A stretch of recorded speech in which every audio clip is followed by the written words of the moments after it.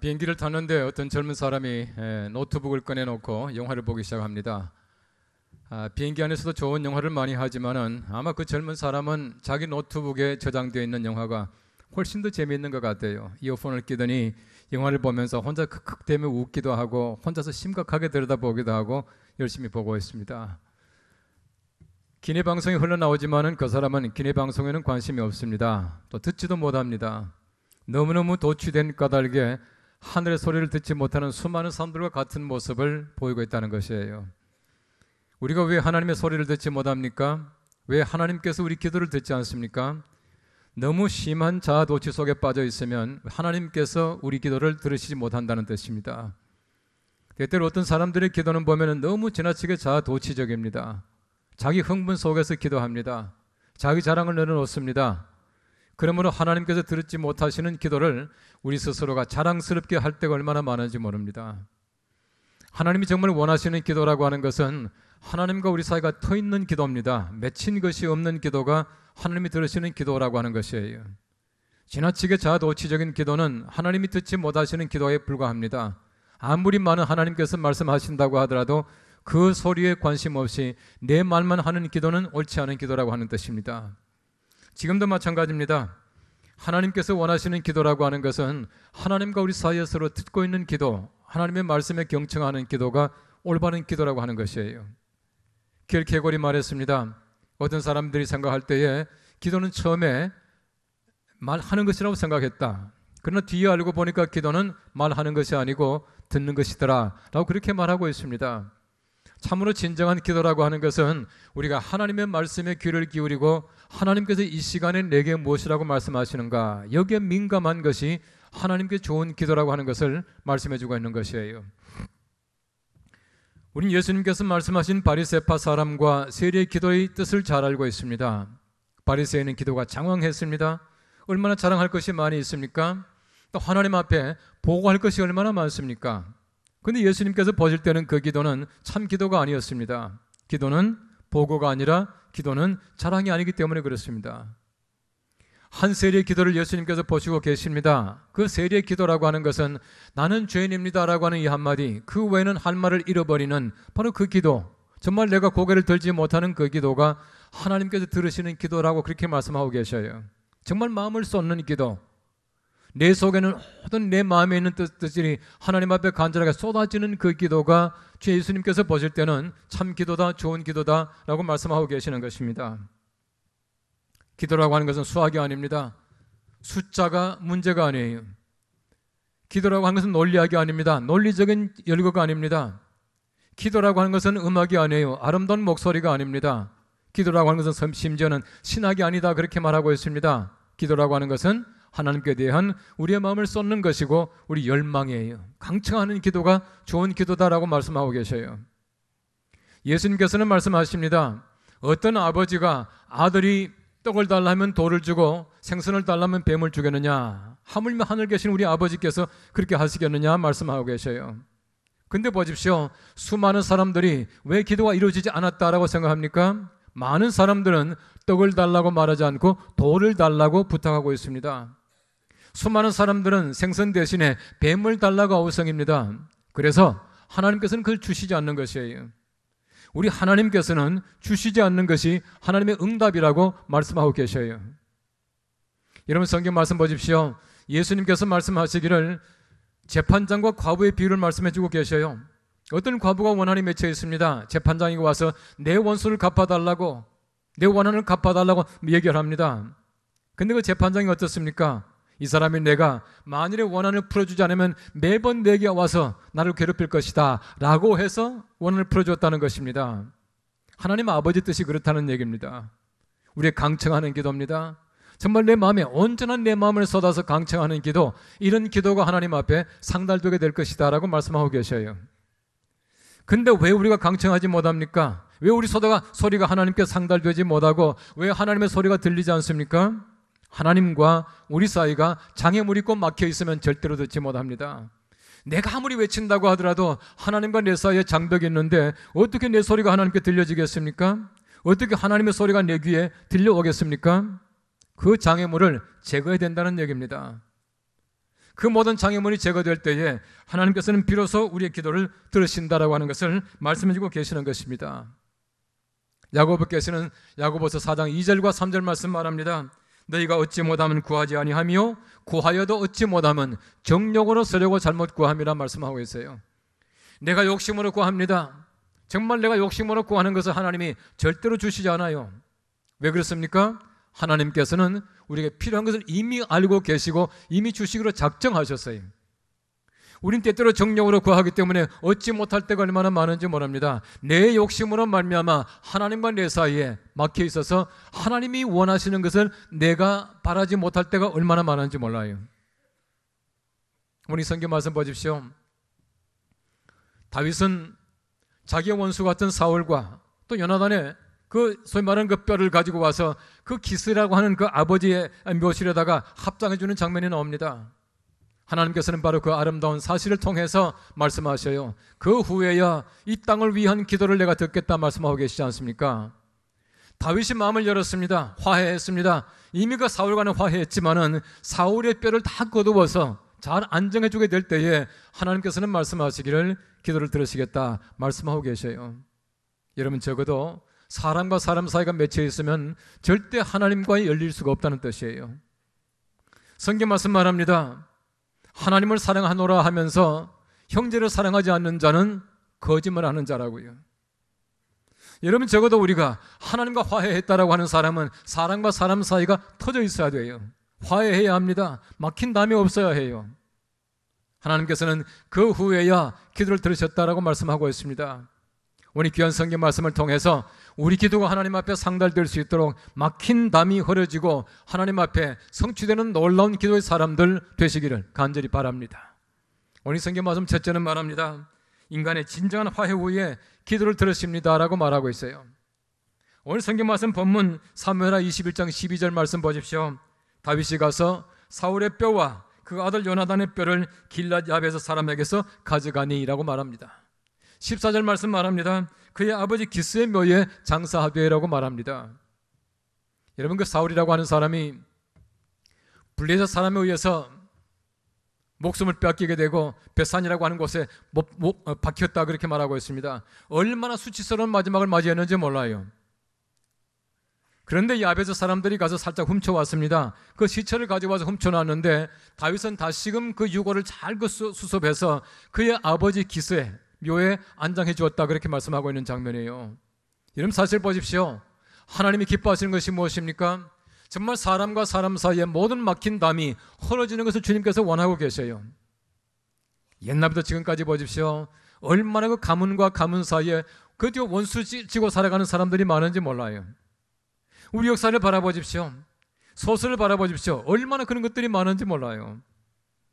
제가 지난번에 말씀드렸지만은 옛날 영화들 보십시오. 옛날 서부 영화 같은 것을 보면은 처음 장면이 거의 다가 악당들이 와서 불 지르고 사람 다 죽이고 도망가요. 근데 묘하게도 꼭 보면은 그 집 아들 하나 남습니다. 딱 숨어서 보고 있어요. 그 아들이 산에 올라갑니다. 총 쏘는 녀석 빵빵빵빵 해서 그 다음엔 장성한 사람이 돼서 내려와서 원수 갚고 총 딱 차고 말 타고 가면 끝나는 거예요. 되게 그렇습니다. 그 무슨 말입니까? 여러분, 원수를 갚는다라고 하는 것, 보복이라고 하는 것은 항상 세습되더라고요. 딴 게 세습되는 게 아니에요. 여러분, 가문과 가문 사이에 이런 오랜 원한을 가지고 살아갈 때가 얼마나 많은지 몰라요. 다윗이 골리앗을 죽임으로 말미암아 사울에게 원망을 듣습니다. 사람들이 다윗을 너무너무 좋아하는 거예요. 여기서 사울은 시기가 났습니다. 여러 번 다윗을 죽이려고 했지만 죽이지 못했습니다. 근데 잘 보시면은 사울은 다윗에게 감정을 가지고 있었습니다. 그러나 다윗은 절대로 사울에게 감정을 가지고 있지 않았습니다. 여러분, 사울을 죽일 만한 기회가 있었지만은 사울을 죽이지 않아요. 심지어는 사울이 자고 있을 때 가서 옷을 살짝 잘라봤습니다. 왕이여 보십시오. 당신은 옷자락입니다. 내가 당신 죽일 수 있지만은 안 죽였습니다 라고 말하지 않습니까? 왜 그랬습니까? 하나님을 두려워하는 사람의 모습이에요. 하나님이 기름 부은 사람을 내가 내 손으로 죽일 수 없다고 하는 것입니다. 다윗은 절대로 감정적으로 대하지 않았어요. 어쨌든 보십시오. 성경 말씀에 보시면은 다윗의 집안과 사울의 집안은 전쟁을 오래 했다라고 말하고 있습니다. 얼마나 오랫동안 원수지고 살았는지 몰라요. 그럼에도 불구하고 다윗은 원수 같은 사울과 요나단의 그 뼈를 잘 수습해서 모셔주지 않습니까? 이것이야말로 얼마나 큰 화해의 모습인지 몰라요. 사무엘상 31장 10절 말씀 말합니다. 그의 시체는 베산 성벽에 못 박히며 그렇게 말하고 있습니다. 이 말이 무슨 말입니까? 사울은 비참하게 죽어 있는 것입니다. 이 광경을 다윗은 절대로 좋아하지 않아요. 사람들이 데리고 왔지만은 그러나 다윗은 다시금 기스에 자기 아버지의 묘실에다가 잘 안장해 주었다라고 말씀해 주고 있는 것이에요. 가문이 가지고 있는 악연이라고 하는 것은 정말 오래 갑니다. 여러분 잘 아시는 대로 셰익스피어의 4대 비극을 보십시오. 햄릿, 오셀로, 맥베스, 리어 왕 전부 다가 집안끼리 싸움들이 얼마나 많이 나옵니까? 여러분 잘 아시는 대로 로미오 줄리엣 보십시오. 원수 같은 집안에서 한 남자와 한 여자가 사랑하지 않습니까? 결론이 뭡니까? 두 사람 다 죽었다는 거예요. 이게 바로 비극이에요. 얼마나 가정적인 가문의 비극들이 많은지 모릅니다. 서로 화해하지 못하고 서로 원수지고 살아가는 그 자체가 비극이에요. 이런 비극적인 사실들이 계속됩니다. 그런데 하나님께서는 이것을 풀 때에 내가 그들의 기도를 듣겠다라고 말씀하신다는 것이에요. 사무엘하 3장 1절 말씀이 이렇게 말하고 있습니다. 사울의 집과 다윗의 집 사이에 전쟁이 오래매 다윗은 점점 강하여 가고 사울의 집은 점점 약하여 가니라. 하나님이 처음에 사울을 잘 세웠지만은 하나님과 멀리 떠남으로 말미암아 하나님은 점점 사울의 집을 망하게 하고 다윗의 집은 점점 흥하게 했다는 얘기입니다. 근데 보십시오. 점점 잘된, 점점 흥하게 된 다윗이 먼저 화해 손길을 내밀지 않습니까? 사울은 그거 하지 못해요. 여러분 잘 보십시오. 항상 강한 자가 손을 내밀게 되어 있습니다. 강한 자가 먼저 화해를 청합니다. 약한 자는 절대 못해요. 여러분 강한 우리가 먼저 해야 합니다. 적어도 예수 믿는 사람들이 먼저 손을 내밀어야 합니다. 적어도 먼저 우리가 화해를 청해야 합니다. 그렇게 해야 하나님의 사람답고 그렇게 해야 강한 사람이에요. 여러분 강하기 때문에 손 내밉니까? 제가 볼 때는 아니에요. 내가 손을 내밀므로 말미암아 강한 사람으로 변할 수 있게 된다는 것이에요. 손 내민 사람이 강한 사람들입니다. 여러분 다윗은 바로 그랬습니다. 하나님의 흥하게 하심으로 말미암아 먼저 화해의 손길을 내밀어서 사울의 뼈, 요나단의 뼈를 그 아버지 묘실에 잘 모셔주었다. 그렇게 말씀하고 있는 것이에요. 얼마나 아름다운 일입니까? 이렇게 함으로 말미암아 하나님께서는 기도를 응답하셨다, 들으셨다라고 말씀하고 있는 것이에요. 화목하게 한다라고 하는 말은 헬라 말의 뜻에 보면은 상태를 돌려놓는다는 뜻입니다. 비뚤어진 것을 바르게 놓는다는 뜻이에요. 또 제자리에 돌려놓다라는 뜻을 가지고 있습니다. 화해한다는 말은 제자리에 돌려놓는다는 뜻이에요. 우리 구약 성경 말씀에 보시면은 화목제물이란 말이 많이 나옵니다. 하나님과 내가 화목하게 하기 위해서 중간에 짐승을 세웠습니다. 잡았습니다. 죽여서 피를 흘리게 함으로 말미암아 화목하게 하셨다는 얘기예요. 예수님이 이 땅에 오심으로 말미암아 예수님께서는 한 번으로 영원한 화목 제물 되셨어요. 예수님께서 십자가상에서 피를 쏟으심으로 말미암아 하나님과 우리 사이가 화목하게 되신 것입니다. 이것이 곧 십자가요, 이것이 곧 예수 그리스도의 은혜라고 하는 것입니다. 에베소 2장 16절 말씀 말합니다. 또 십자가로 이 둘을 한 몸으로 하나님과 화목하게 하려 하심이라. 원수된 것을 십자가로 소멸하시고. 십자가는 하나님과 우리가 화목하게 하시는 겁니다. 그리고는 사람과 사람 사이에, 나와 너 사이에 화목하게 하는 것이에요. 하나님과 내가, 그리고 나와 너가 함께 화목하게 하는 것이 십자가라고 하는 것입니다. 예수님께서는 바로 이 땅에 오셔서 그렇게 하신 것이에요. 우리가 마찬가지입니다. 적어도 우리가 그리스도의 사람 같으면은 예수 그리스도의 보혈의 공로로 구원받은 그 대가로 세상에 나가서 많은 사람들에게 화해의 손길을 내밀어야 해요. 우리 피를 쏟아야 합니다. 내가 먼저 손을 내밀고 화해를 청해야 합니다. 그래야 하나님께서 우리 기도를 응답하시겠다, 들으신다라고 말씀하고 계셔요. 이 놀라운 기도의 응답이 우리 모두에게 함께 하시기를 간절히 바랍니다. 오늘 성경 말씀 두 번째는 말합니다. 화해를 온전히 실천한 후에 기도를 들으십니다라고 말하고 있어요. 오늘 성경 말씀 14절 하반절 보십시오. 모두 왕의 명령을 따라 행하니라. 그 후에야 하나님이 그 땅을 위한 기도를 들으시니라. 무슨 말입니까? 화해는 입으로 하는 게 아니에요. 화해는 온몸으로 하는 겁니다. 온 백성들이 다윗의 뜻을 따라서 행하니라. 그 후에 하나님께서 그 땅을 위한 기도를 들으셨다 말씀하고 있어요. 하나님께서는 우리가 화해를 청하되 입으로 미안합니다, 잘못했습니다, 용서합니다, 하나 되게 뵙시다, 이게 아니에요. 온몸으로 해야 하는 것입니다. 화해는 실천입니다. 우리 예수 그리스도의 사랑은 말이 아니라 십자가에서의 실천이었습니다. 죽음이었습니다.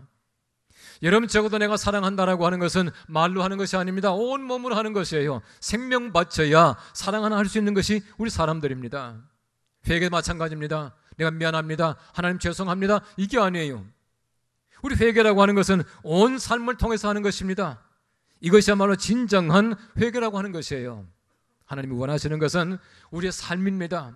행함으로 말미암아 우리 믿음을 보이는 것이에요.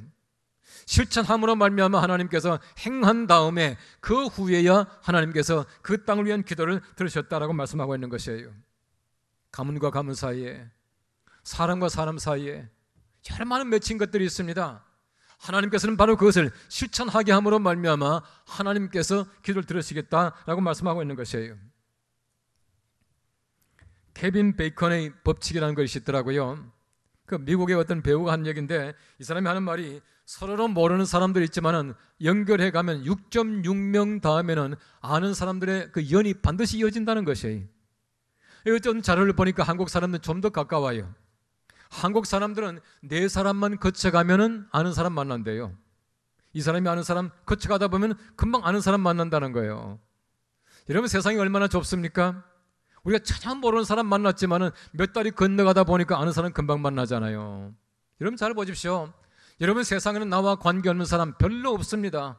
얘기하다 보면 거의 몇 사람만 건너가면 나와 알만한 사람, 내가 정말 사랑해야 할 사람, 원수 치지 말아야 할 사람, 이런 사람들로 우리가 구성되어 있다는 것이에요. 그렇지 않습니까? 다시 말하면 우리가 하나님 앞에서 원수 지고 살아갈 일이 아무것도 없다는 것입니다. 사람들의 좁은 마음 때문에 화해하지 못하고 원수 지고 살아가는데 하나님이 절대로 원하시는 것이 아니에요. 하나님은 그것을 풀어버리고 행함으로 말미암아 하나님께서 내가 기도를 들으시겠다 말씀하고 있는 것입니다. 이것만 풀면 기도가 응답되는데 풀지 못하여 기도가 응답되지 못하는 안타까움 속에 사람들이 살아갈 때가 얼마나 많은지 몰라요. 예수님께서는 산상보훈 마태복음 5장 말씀에서 이렇게 말씀하셔요. 예물을 제단에 드리려다가 거기서 내 형제에게 원망 들을 만한 일이 있는 것이 생각나거든 예물을 제단 앞에 두고 먼저 가서 형제와 화목하고 그 후에 와서 예물을 드리라. 무슨 말입니까? 형제와 화목하지 않은 예물 내가 받지 않겠다는 얘기예요. 형제와 불화한 예배를 내가 듣지 않겠다는 얘기입니다. 다시금 25절 말씀에는 말합니다. 너를 고발하는 자와 함께 길에 있을 때에 급히 사과하라, 그렇게 말씀하고 있습니다. 서로 화해함으로 말미암아 서로 고발하지 말라는 얘기입니다. 서로 원수지지 말고 살아가라, 그렇게 말씀하고 계셔요. 우리가 사랑한다는 것, 내가 화해한다는 것, 모든 것 전부 다가 우리 삶입니다. 행동으로 말미암아 그것이 가능하다라고 하는 것이에요. 여러분이 예수님의 화해 법칙을 보십시오. 예수님께서는 자기를 제일 깔보는 사람, 제일 낮추는 사람을 제일 높여주셔요. 이렇게 살면 세상에 문제가 없지 않겠습니까? 나다나엘 보십시오. 빌립을 통해서 전도를 받습니다. 가보자, 내가 메시아를 만났다. 나다나엘이 대뜸 말합니다. 나사렛에서 무슨 선한 것이 나올 수 있겠느냐, 그렇게 말을 했습니다. 예수님 만나보기도 전에 예수님 제일 깔본 사람, 제일 낮춰본 사람 나다나엘이에요. 여러분, 예수님께서 제자를 삼으실 때에 나다나엘만큼 칭찬한 사람이 있습니까? 만나자마자 말씀하셔요. 너는 참 이스라엘 사람이다. 내 속에 간사한 것이 없구나. 극찬하셔요. 이게 예수님의 방법이에요. 여러분, 적어도 내가 다른 사람들도 욕을 당합니다. 그 사람을 칭찬하셔야 돼요. 이게 예수님의 마음이에요. 예수님의 화해의 법칙이에요. 나를 제일 낮춰봅니다. 우습게 봅니다. 그 사람 높여주셔야 해요. 이것이 바로 예수님께서 하신 제자를 삼으신 모습이에요. 심지어 예수님께서는 십자가에 못 박는 사람들에게 이들이 용서해 주십시오, 그들이 하는 것을 알지 못합니다라고 용서의 기도를 드리셔요. 화해의 기도를 드리십니다. 그리고 예수님께서는 십자가상에서 돌아가셔요. 이것이 바로 곧 화해라고 하는 것입니다. 화목제물이 되셨다는 뜻이에요.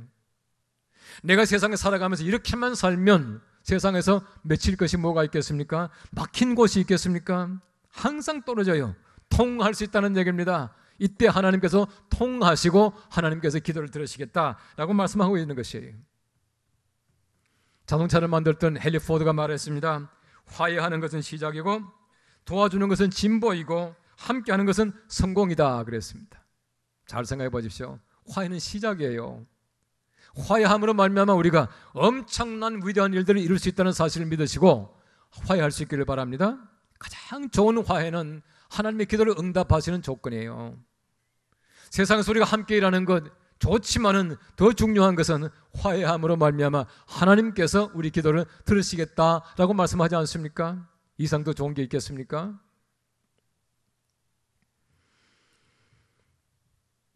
예수님께서는 선한 사마리아 사람의 비유를 말씀하시고 예수님께 왔던 한 사람에게 모든 말씀을 다 해주셔요. 마지막 결론이 뭔지 아십니까?